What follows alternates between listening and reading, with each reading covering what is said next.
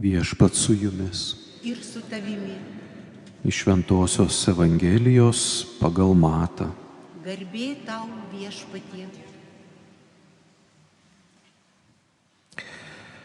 Anu metu fariziejai pasitraukė ir tarėsi, kaip Jėzų sugauti kalboje. Jie nusiuntė pas jį savo mokinių kartu su Erodo šalininkais paklausti: Mokytojau, mes žinome, kad esi tiesiakalbis, mokai tikro Dievo kelio ir niekam nepataikauji, nes nežiūri žmonių paukščių. Tada pasakyk, kaip manai, valia mokėti ciesoriui mokesčius ar ne?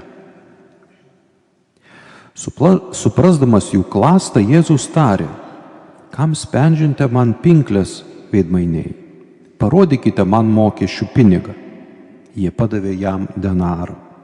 Jis paklausė: kieno čia paveikslas ir įrašas? Jie atsakė: ciesoriaus. Tuomet Jėzus tarė: atiduokite tad, kas ciesoriaus ciesoriui, o kas Dievo Dievui. Tai Viešpaties žodis. Šlovė tau, Kristau. Evangelijos žodžiai tenaikina mūsų klaidas.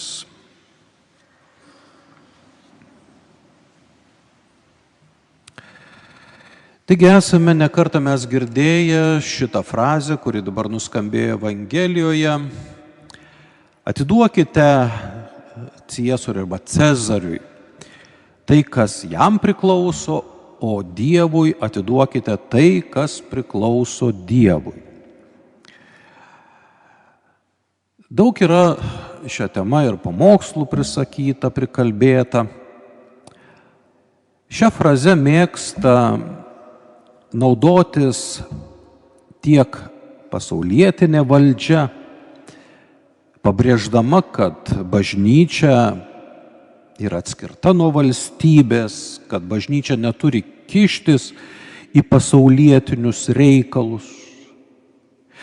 Tiek ir bažnyčios autoritetai, norėdami apginti tikinčiųjų teises, remiasi šitą frazę. Bet dažniausiai visi ir pamokslininkai, ir valstybės tarnautojai, ir bažnyčios autoritetai šią frazę komentuoja neteisingai. Niekas neturėtų dangstytis šitą frazę siekdami savo tikslų, nes jos reikšmė visiškai yra kitokia, nei mes esame įpratę net ir patys galvoti, kad turime mokėti čia mokesčius valstybei, taip, o kas liečia dvasiniai dalykai, čia priklauso, reiškiasi, Dievui. Bet norėdami geriau suprasti Jėzaus žodžius, turime pažvelgti į visą kontekstą. Jau kurį tai laiką Jėzus randasi Jeruzalėje.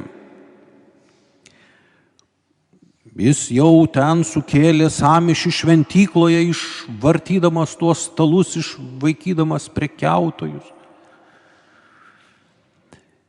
Vyksta šventykloje aštri diskusija jo su fariziejais, rašto aiškintojais, aukštaisiais kunigais. Buvo manoma, kad Dievas savo gerybės teikia žmonėms per jo tarpininkus, kunigus. Žmogus, jeigu nori gauti iš Dievo kokią nors malonę, turi eiti ir prašyti kunigo, kad jis, išprašytų iš Dievo tos malonės tam žmogui. Bet Jėzus atėjęs sako, nereikia jokio tarpininko, jūs patys galite kreiptis tiesiai į Dievą. Dievas savo gerybės teikia visiems žmonėms. Nėra taip, kad jis duoda tik tam tikrai grupiai žmonių, o paskui ta grupė žmonių iš to jau sukaupto Dievo jiems duoto lobyno, kažkiek dalina kitiems. Dievas duoda gerybės visiems žmonėms. Be jokių tarpininkų, be jokių išlygų. Net ir tiems, kurie nieko jam neaukoja. Nes jo meilė yra nesuinteresuota. Dievo meilė tai nėra barteris.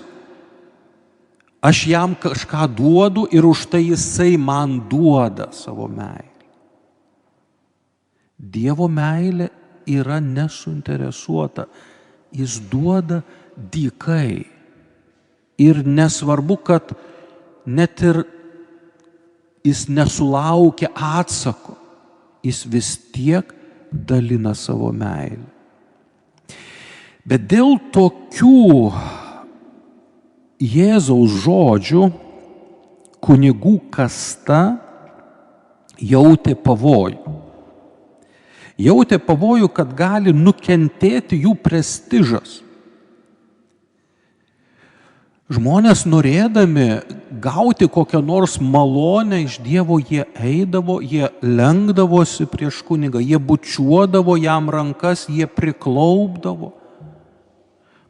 Dar ir mano kunigystės pradžioje aš visada močiutė, senutė ateina ir man kokiam 20 kiek ten metų, 30 mečių lenkėsi bučiuoti ranką. Tai man visada reikėdavo instinktą, kad spėtų atitraukt. Man nesmagu, senas žmogus, aš turėčiau jam bučiuoti ranką. Bet tai yra tas prestižas, reiškiasi, aš esu svarbus. Ir Jėzus griauna šitą dalyką.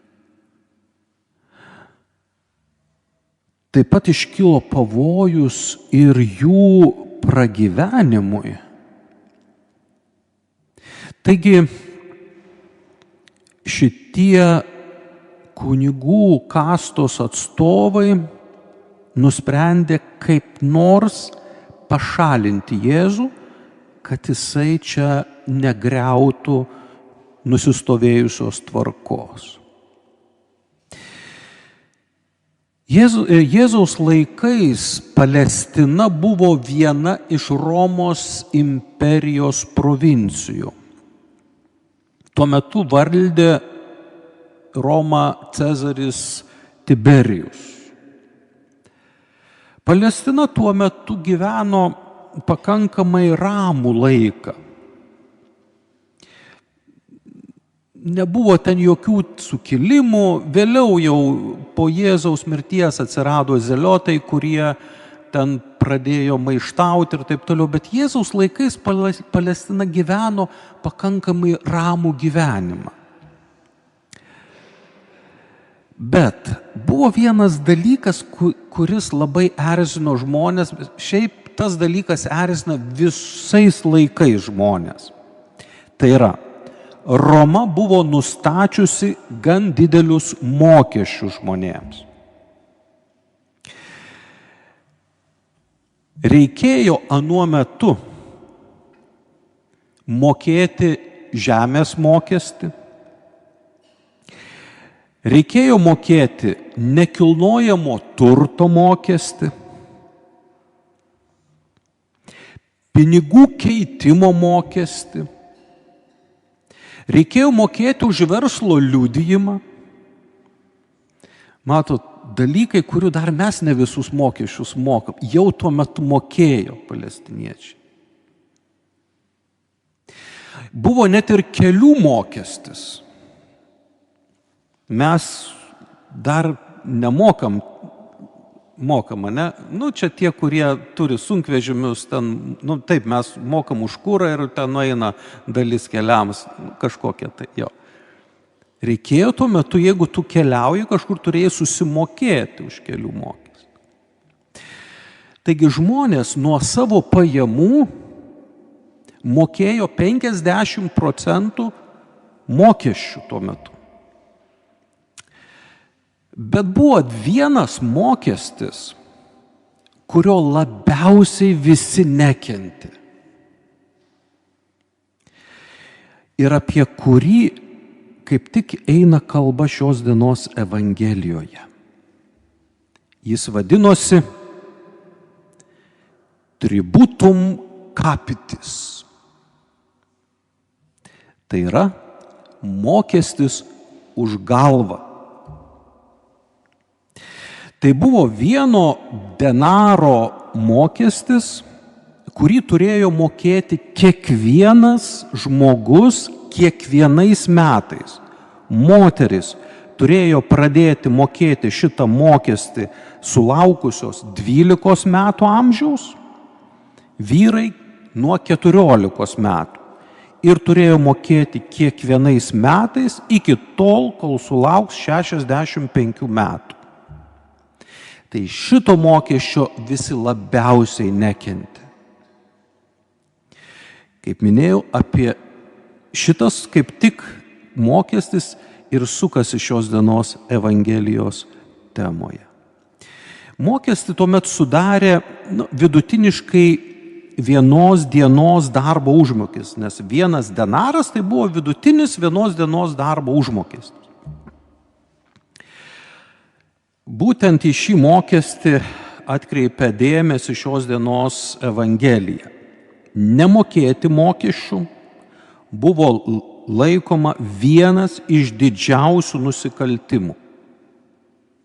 Todėl visi Jėzaus neprieteliai susivienijo, kad pasinaudotų mokesčių klausimu ir kad galėtų būtent pasitelkę šią temą sukompromituoti ir atsikratyti Jėzaus. Štai scenoje pasirodo dvi Jėzaus priešininkų grupės – fariziejai ir erodininkai.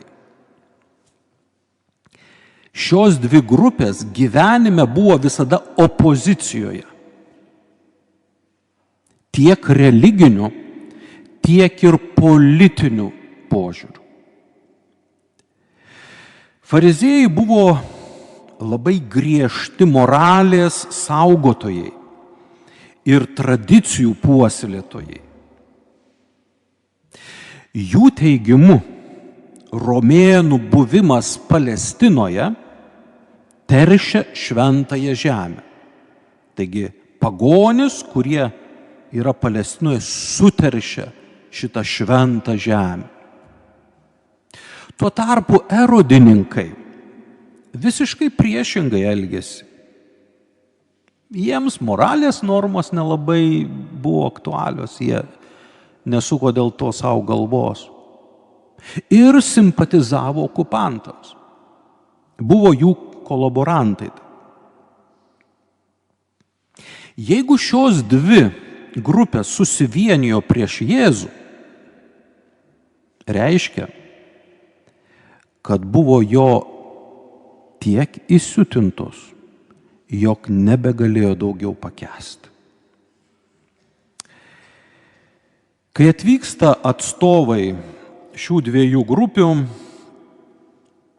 jie nesikreipia į Jėzų tiesiogiai užduodami klausimą, bet pradeda su labai ilga įžanginė kalba.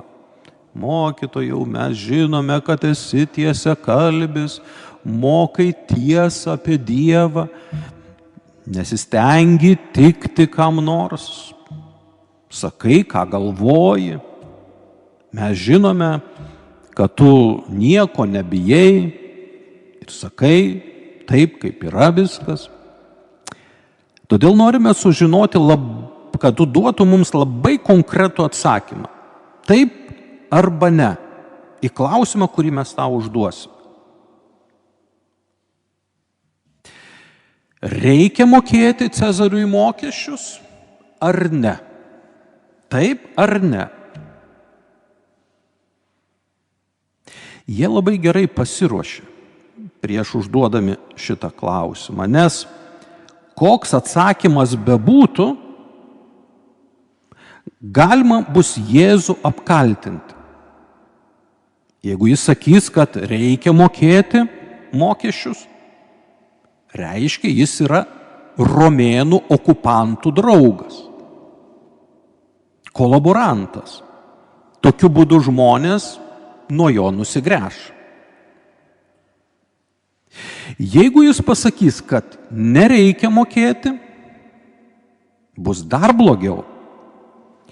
Jis bus paskelbtas romėnų priešų ir nedelsiant bus įduotas valdžiai. Prieš atsakydamas, Jėzus daro labai trumpą įvadą. Sako, aš žinau, kad jūs stengiatės mane sukirsti, bet aš neišsisukinėsiu, kaip daro politikai, kurie pateikia atsakymą tokį platų, kad gali interpretuoti jį kaip nori. Ir jeigu bus blogai, pasakysi, visada galėsi pasakyti, mane ne taip suprato.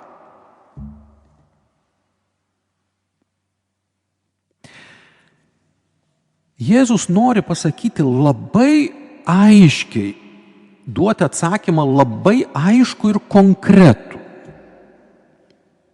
Ir jis paprašo monetos. Paprašo tų, kurie jį klausia, ar reikia mokėti mokesčius, ar nereikia. Ką tai reiškia?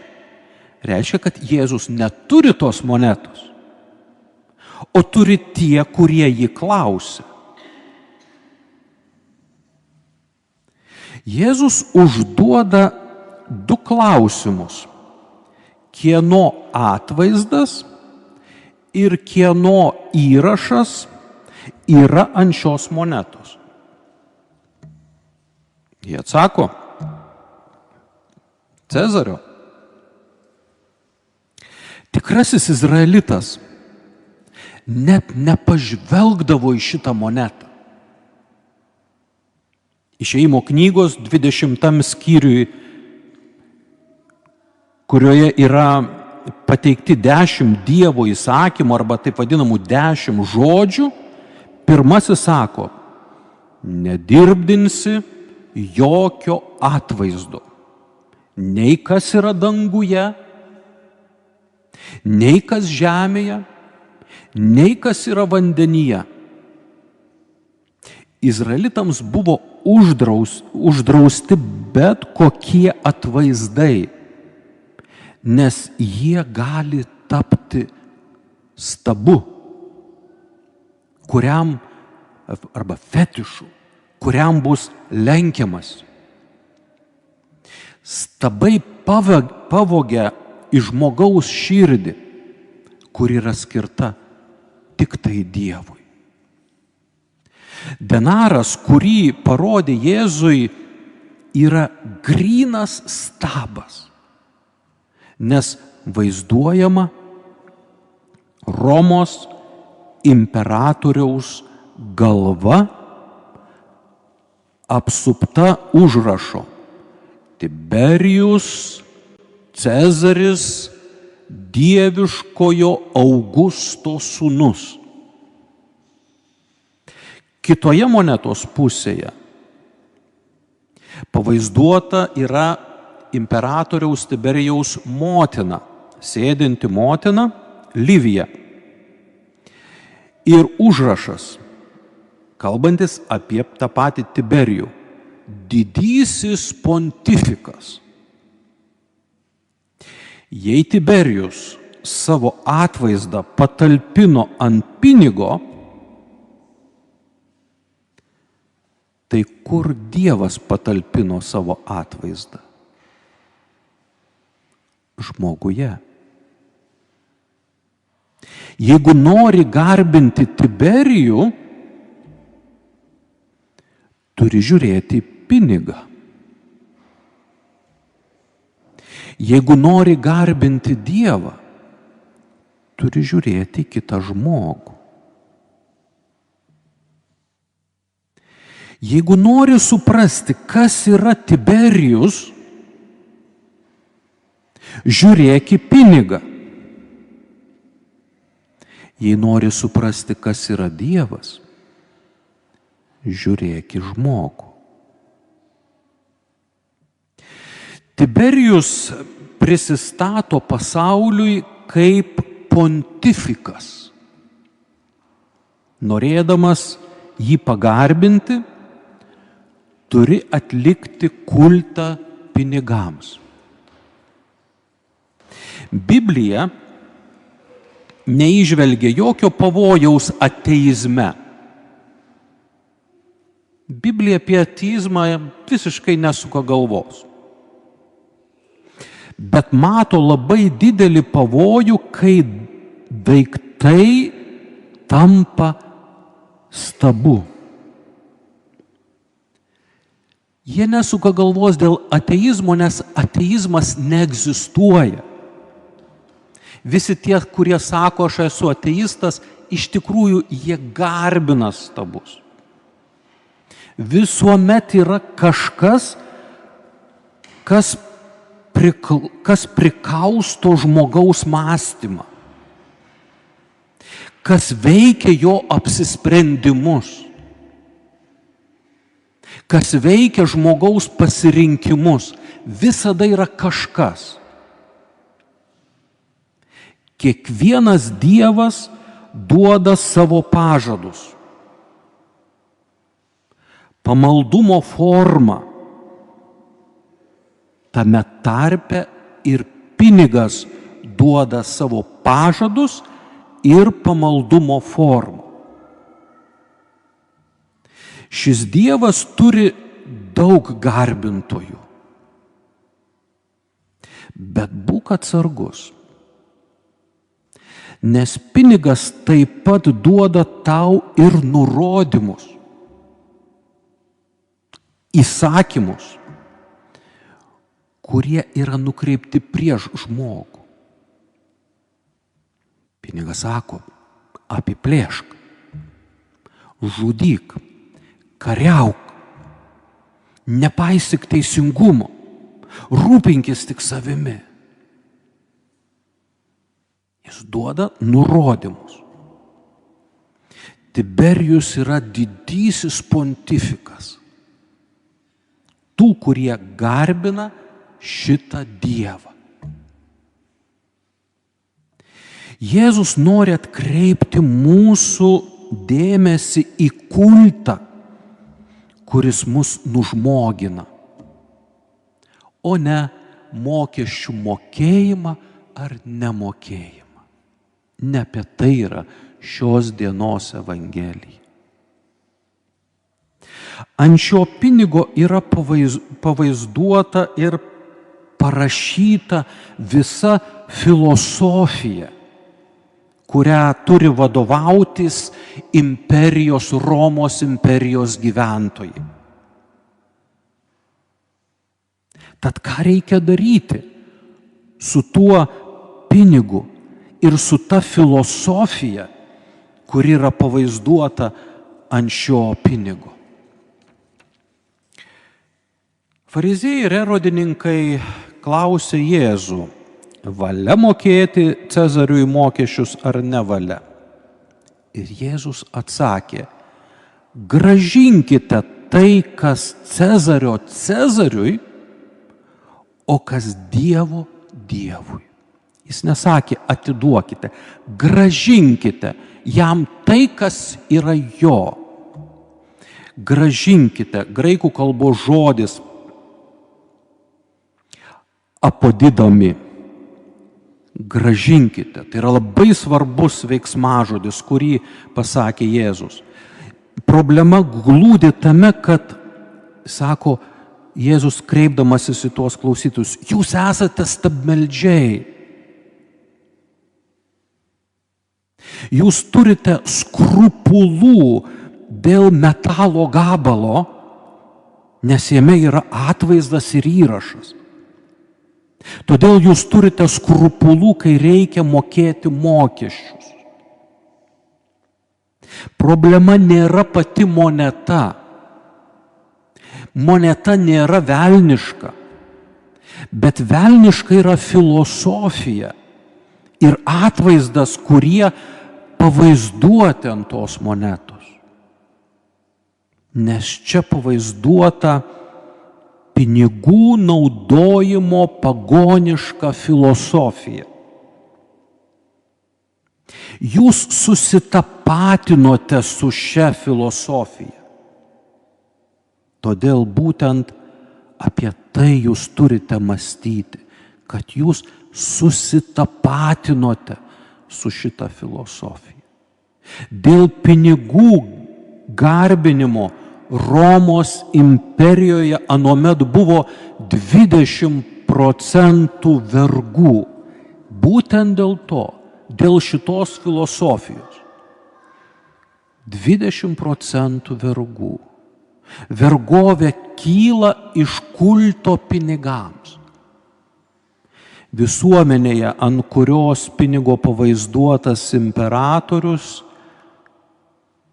toje visuomenėje vertę turi žmogus tik tai tas, kuris turi daugiau pinigų. Romos imperijoje sklandė toks posakis: žmogus, kuris neturi pinigų, vaizduoja mirtį. Tai yra tas atvaizdas, nuo kurio visi šalinasi, su kuriuo nenori niekas turėti reikalų. Nuo tokio žmogaus visi traukiasi. Ir Jėzus sako, veidmainiai, tikslus vertimas būtų artistai, jūs tapote pagonimis. Štai kur problema. Jūsų širdis garbina tai, kas eina prieš Dievą. Sugrąžinkite Cezariui šią filosofiją, šią stabmeldystę, kurią jis įvedė Izraelyje. O tai yra, šita filosofija yra priešinga Abraomo palikuonims. Išlaikykite tyrumą skirtą vieninteliam Dievui, o pagoniui, Cezariui, sugrąžinkite jo stabmeldišką religiją. Toliau Jėzus tęsia sakydamas, kad taip pat turime sugrąžinti Dievui, kas jam priklauso. Taigi, yra kažkas, kas priklauso Dievui, bet yra prarasta. Bet kas buvo prarasta? Taigi diskusija, visa šita diskusija šios dienos Evangelijoje sukasi apie atvaizdą ir įrašą. Tai tie du tokie raktiniai žodžiai. Dievas nenori jokių kitų atvaizdų, tik atvaizdą, kurį matome žvelgdami į kitą žmogų. Nes tai yra tikrasis Dievo atvaizdas. Žvelgdami į žmogų mes matome, kas yra jo viešpats. Jeigu žmogus yra Dievo atvaizdas, tai kur jisai padėjo jo įrašą? Savo įrašą, kur jisai įrašė? Kur užrašė savo vardą? Senasis testamentas rašo, jumyse izraeliečiai aš įrašiau savo vardą. O Apokalipsėje rašoma taip, išrinktieji savo kaktose turi įspaustą avinėlio vardą, kuris yra jo tėvo vardas. Tai, kas turi būti sugrąžinta Dievui, tai žmogus. Erodininkai pametė save kaip Dievo žmogų, nes tapo kolaborantais despoto Tiberijaus. Jėzaus laikų rabinai pasakodavo tokį pasakojimą, kad kai buvo statomas Babelio bokštas, jei koks nors žmogus, kuris stato tą bokštą, nukrisdavo ir užsimuždavo, niekas dėl to nekreipė jokio dėmesio. Bet jei sulūždavo, suskildavo kokia plyta, visi verkdavo dėl to. Plyta buvo vertingesnė už žmogų. Ten, kur yra galia, kur yra dominavimas, žmogus yra pavergiamas. Faraonai galėjo tarnauti savo žirgams, bet jie niekada netarnavo žmogui. Sugrąžinkite Dievui žmogų.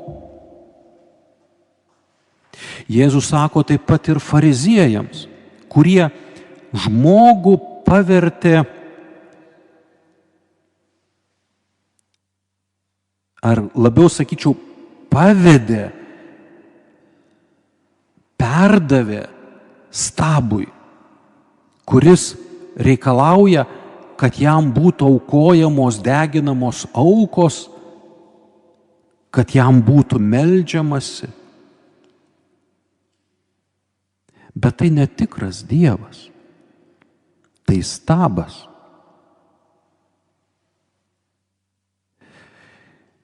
Jūs turite sugrąžinti žmogų tikrajam Dievui.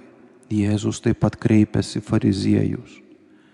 Sugrąžinti žmogų Dievui, o ne stabui, kurį jūs patys sukūrėte.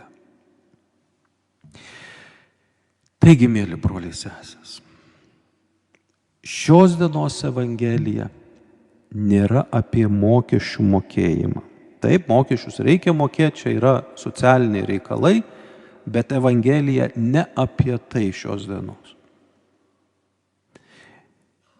Ji kalba, kad žmogus neturi tarnauti nei pinigui, nei jokiai kitai žemiškai galiai, nes jis yra kilęs iš Dievo ir tik tai Dievui priklauso.